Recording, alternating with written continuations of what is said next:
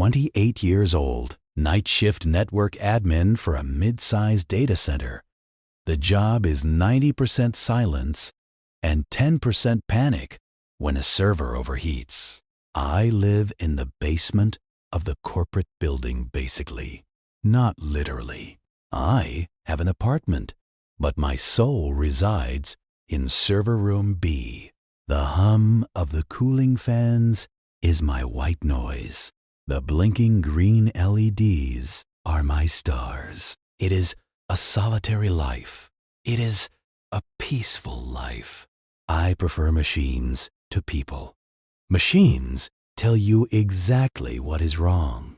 Error 404. Packet loss. People just say I'm fine and then crash your emotional hard drive. My routine is immutable. Wake up at 4 p.m. Gym at 5 p.m. Empty. Perfect. Eat breakfast at 6 p.m. Clock in at 8 p.m. Sit in the ergonomic chair that cost more than my car.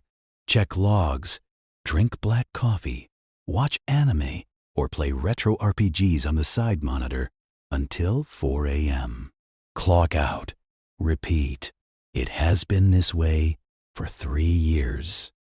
I am an NPC in my own life, and I like it. No quests, no drama, just stability. Then the variable enters the equation. It's a Tuesday, 11:30 p.m. I go to the break room on the 4th floor to get a vending machine monster. The break room is usually desolate, a liminal space of flickering fluorescent lights and the hum of the fridge. But tonight, someone is there. A girl sitting at the round table, surrounded by papers, charcoal pencils, and a tablet. She looks up, eyes like tired nebulas, messy bun that defies gravity and logic. She's wearing a hoodie that could house a family of 4. I freeze. Socialanxiety.exe initializes. I wasn't prepared for an encounter. I just nod awkwardly. Walk to the vending machine. The machine is loud in the silence. Clunk, whir, thud. I grab the can. She speaks. The cheddar chips are expired, by the way. Her voice is raspy, like she hasn't used it in hours. I turn. Oh, thanks. I ate them last night. Regret was immediate. She spins a pencil between her fingers. I don't know what to do with this information. Noted, I say. I'm Maya, she says. Graphic design. They moved me to nights to finish the quarterly catalog. Anon. I reply. Servers. Servers, she repeats. Sounds warm. It's actually very cold for the machines. She nods as if this is profound wisdom. I retreat to the basement, heart rate slightly elevated. Disruption to routine noted. Anomaly in the system. Next night, I avoid the break room until 1 a.m., hoping she is gone. Need caffeine. Walk in. She is there. Same table. Same hoodie. Different papers. She doesn't look up this time. She is sketching furiously. The scratching of charcoal on paper is rhythmic. I move silently. Stealth mode engaged. Get coffee. Turn to leave.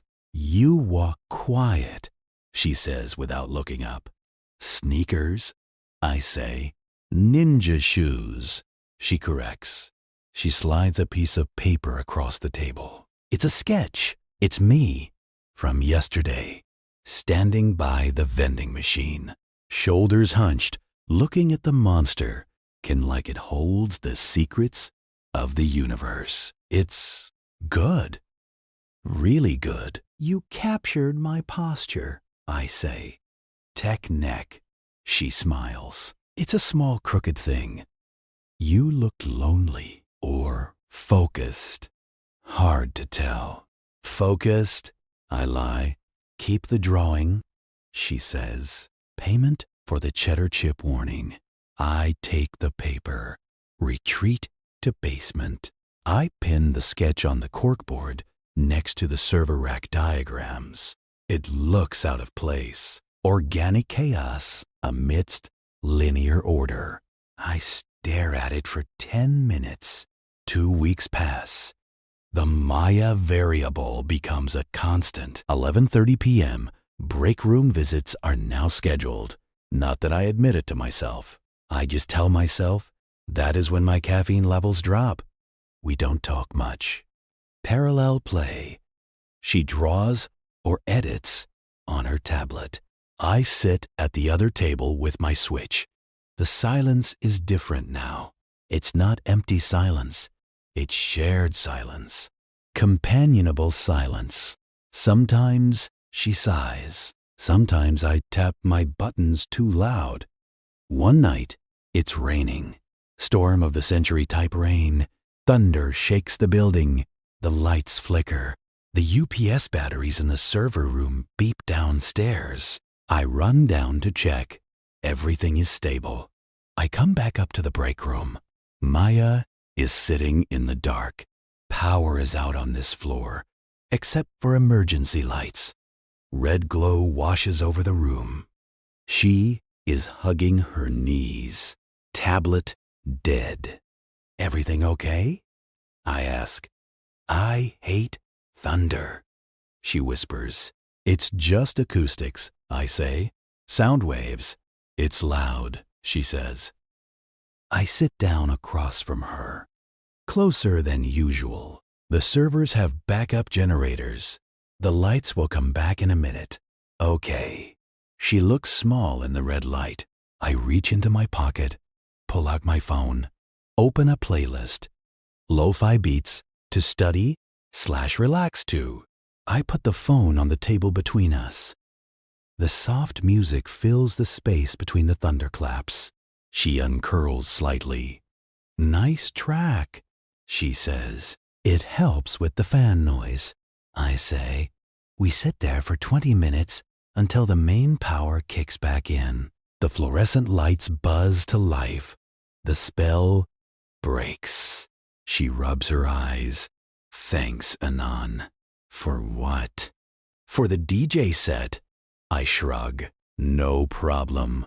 Retreated to basement. Why does my chest feel weird? Must be the pressure change from the storm. A month passes. Routine has evolved. I now bring 2 coffees. 1 black, 1 with 2 sugars and hazelnut creamer. I never asked her how she takes it. I just observed her making it once. First time I placed it on her table, she paused, looked at the cup, looked at me. You observed, she said. Data collection. I replied. She took a sip, smiled. The smile reached her eyes this time. Good data, she said. Now it is expected. I bring coffee. She brings snacks. Weird snacks. Dried seaweed, wasabi peas, homemade cookies that are slightly burnt. We trade goods like merchants in an RPG. Item received, burnt chocolate chip cookie. Stat boost +5 happiness, -2 health. We start talking more about nothing, about everything. She hates the font papyrus. I explain why Linux is superior. She listens to my tech ramblings without glazing over. I listen to her rant about color theory without checking my phone. She tells me she wants to illustrate children's books. Why are you here doing corporate catalogs then? I ask. Rent? She says. And the night shift gives me time to work on my portfolio. Show me. She hesitates, then opens a folder on her tablet. It's full of watercolors. Whimsical forests. Monsters that look like friends. These are amazing, I say. And I mean it. Usually, I don't care about art, but this makes me feel something. You think? She asks. I know. The shading on the moss is high resolution. She laughs, a real laugh. Snort included. She covers her mouth. Don't look at me. I'm looking, I say. Why did I say that? Brain filter malfunctioning?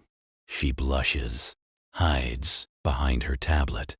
I go back to my Switch, but I'm not playing.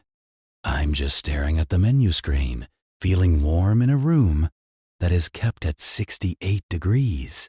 Friday night or Saturday morning, 3 a.m. I walk into the break room. She is asleep, head resting on her arms on the table, drool imminent.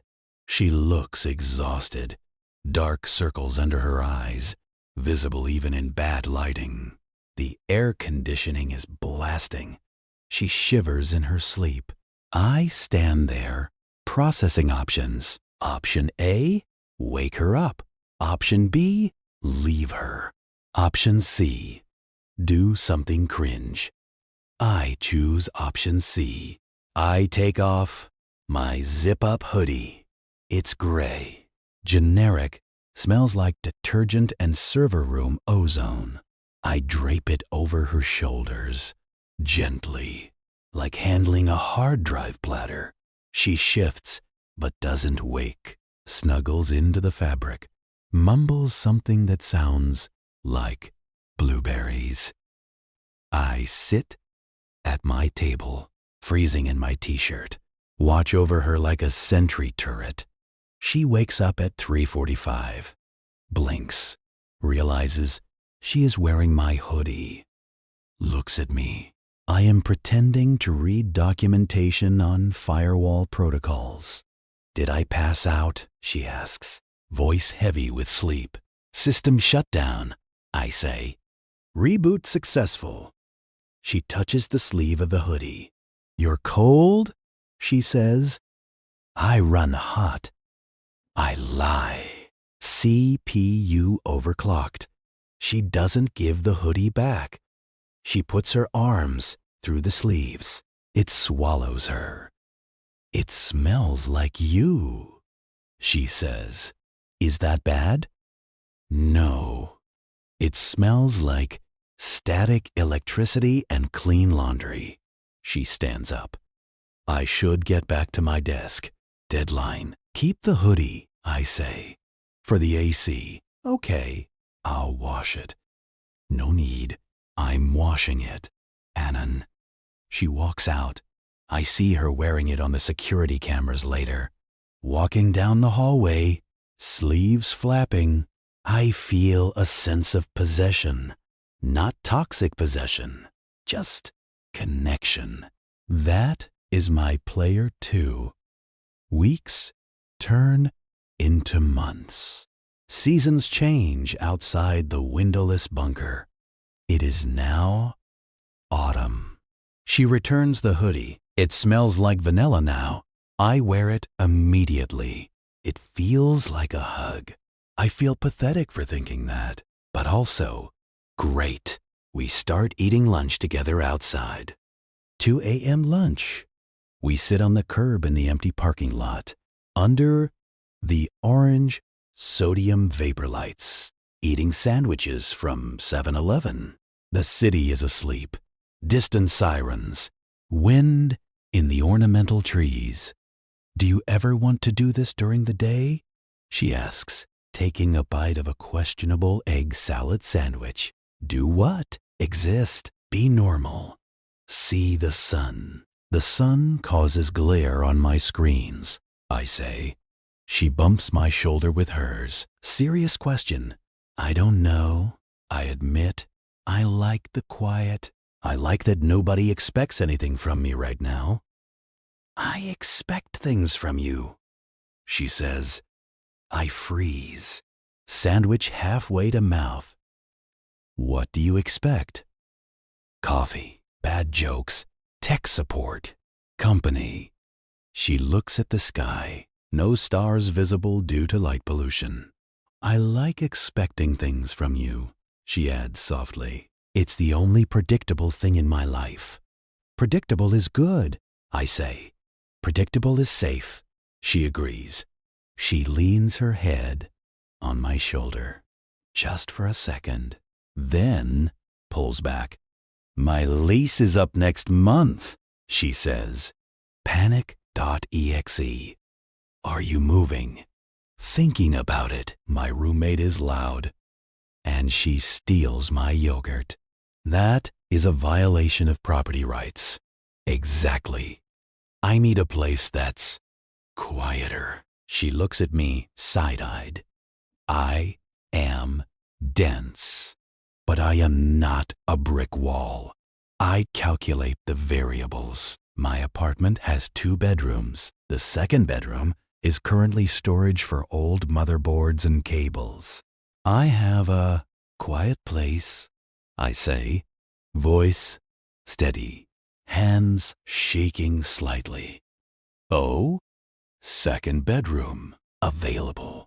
Rent negotiable. No yogurt theft guaranteed. She stops chewing, turns to face me fully. Orange light makes her eyes look amber. Are you asking me to move in? I am proposing a mutually beneficial housing arrangement. Anon. Yes? Are you sure? You like your solitude. I like you more than solitude, I say. The words hang in the cool air. Did I say that? No backspace key in real life. I wait for the rejection. The let's just be friends. The awkward laugh. She smiles. It's the biggest smile I've seen yet. Okay, she says.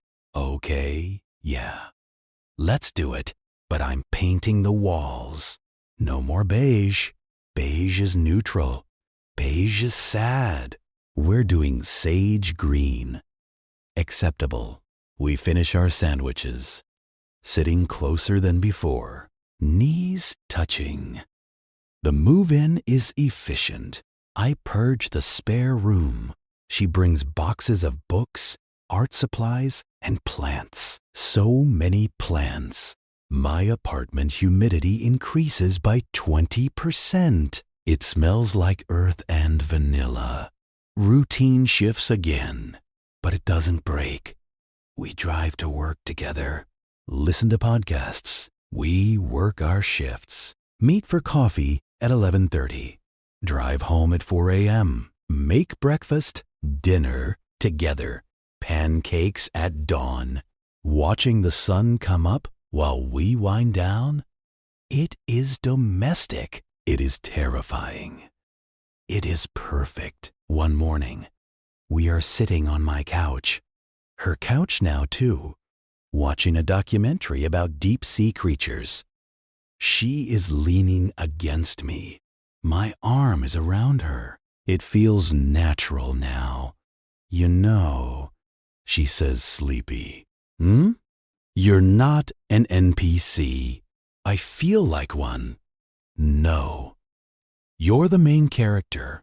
You just haven't been playing the main quest. What's the main quest? She looks up at me, reaches up and touches my face. Her hand is warm, paint smudge on her thumb. This, she whispers. She kisses me. Soft, tastes like maple syrup and sleep. Brain XEA crashes. Blue screen of death, but in a good way. System rebooting with new OS. I kiss her back. My hand finds the back of her neck. It feels like I've done this 1,000 times. But this is the first time. We pull apart. She rests her forehead against mine. Took you long enough, she says. Lag, I say. High latency. She laughs, buries her face in my chest. I love you, you nerd. There it is. The variable I couldn't calculate. The outcome? I didn't predict. I love you too, I say, and I realize I'm not scared. The server fans are still humming in my head, but the silence isn't lonely anymore. It's just peace. We fall asleep on the couch, sun coming through the blinds, dust motes dancing in the light. My arm is asleep. My neck hurts. I wouldn't move for anything. Be me, 29 years old. Day shift network admin. She convinced me to switch. Come home to a sage green apartment. Smells like dinner. Maya is painting at the table. She looks up, smiles. Welcome home, player one. TFW life is finally good. TFW, the game is just starting. TFW, I won